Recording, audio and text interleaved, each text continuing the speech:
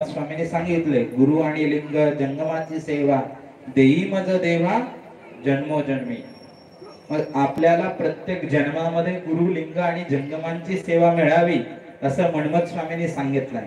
त्यांना माहिती आहे गुरु कृपा झाल्यानंतर माणसाला मोक्ष प्राप्ती मिळते, परंतु मानवी देहाकडनं जर काही चूक झाली असेल आणि मी मोक्षापासून वंचित राहिलो, कोण म्हणताय? मन्मथ स्वामी. मी जर गुरु कृपा झाल्याच्या नंतर सुद्धा माझ्या कर्मामुळे जर मोक्षापासून दूर राहिलो, मला जर मोक्ष मिळाला नाही, तर मला या तीनच आराध्यांची पूजा करण्याचं भाग्य मला दे. म्हणून मन्मथ स्वामी देवाकडे याचना करतात, गुरु आणि लिंग जंगमाची सेवा देई मज देवा जन्मोजन्मी. लक्षात असू द्या, आपण आपल्या जीवनामध्ये गुरु लिंग आणि जंगम ही तीन आराध्य समजायचे आहेत. गुरूंचं स्मरण कधी विस्मरण कधी होता कामा नये, अंगावरचा इष्टलिंग कधी दूर होता कामा नये, आणि जंगम जे आपले मोक्षदाता आहेत त्यांचा अनादर कधीही करता कामा नये. एवढी गोष्ट लक्षात ठेवा. आपल्याला मोक्ष मिळाल्याशिवाय राहणार नाही. आपण सर्वजण त्या पद्धतीने करणार आहात आणि करताल त्या पद्धतीने तुमचे प्रयत्न राहणार आहेत असं अविष्ट चिंतन पुनश्च एकदा करून वाक्पुष्प सेवा सद्गुरूंच्या चरणी समर्पित करत आहोत. ओम शांती शांती शांती. जय मंगलम जय नमः पार्वती शिव हर हर हर महादेव. सद्गुरु आपण देवाचं नाव घ्यायला सांगितलंय. देवाचं नाव घेताना मोठ्यानं आणि जप करताना बारक्या आवाजात. लक्षात असू द्या, नाहीतर जप मोठ्यानं देवाचं नाव होटातल्या होटात असं काही उपयोगाचं नाही.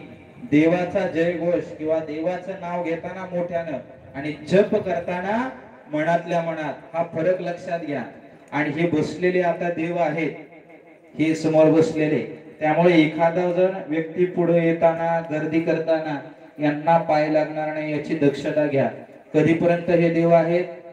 अनादी कालापर्यंत आहेत. परंतु यांनी देवाची देवपूजा केली तर त्यांचं देवत्व टिकून राहणार आहे, नाहीतर नाही. असंच एका ठिकाणी सांगितलं, दीक्षार्थी हे देव झालेले आहेत. एक पोरग घरी गेलं, घरच्या आई वडिलांना माझ्या पाया पडा मी देव झालो, ते उपयोगाचं नाही.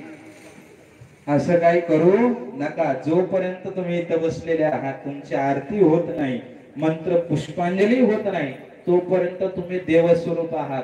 एकदा जागा सोडली तर तुमच्यातलं देवत्व टिकवण्याचं काम तुमच्या हातात आहे. म्हणजे नामस्मरण तुम्ही केलं तरच तुमच्या या शरीरामध्ये जो जीवात्मा आहे, त्या जीवात्म्यामध्ये असलेला परमात्मा आहे तो जागृत राहणार आहे, अन्यथा नाही. लक्षात असू द्या.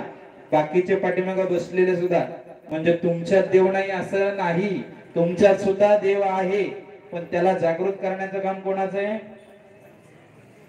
तुमचं, आमचं नाही. एकदा तुमच्याकडे दिला देव, त्याला जागृत ठेवायचं, झोपायचं का झोपायचे नाटक करायचे तुमच्या हातात.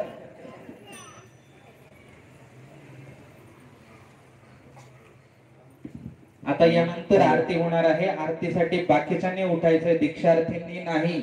बाकीच्यांनी उठून उभं राहायचंय. आरती झाल्यानंतर जे लहान मुलं आहेत प्रथम दीक्षा घेतील, म्हणजे गुरुमंत्र घेतील. जे स्वामी बोटू आहेत ते पहिल्यांदा घेतील, नंतर लहान लेकरं आणि गरोदर महिला घेतील, नंतर बाकीच्यांनी यायचंय. एखाद्याने लहान लेकरू असल्यासारखं पुढे यायचं नाही. आपल्या वयाचा विचार करायचा. लहान लेकराला पुढे पाठवा, म्हणजे त्यांनी गुरुमंत्र घेतल्यानंतर प्रसादाला बसतील. लक्षात राहील. Hello hello hello hello. हा चला, यजमान आरती लावून घ्यायचं आहे.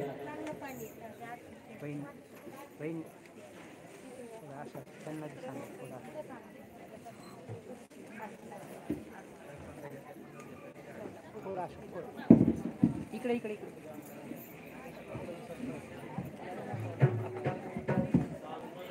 पार्वती पते शिव हर हर महादेव.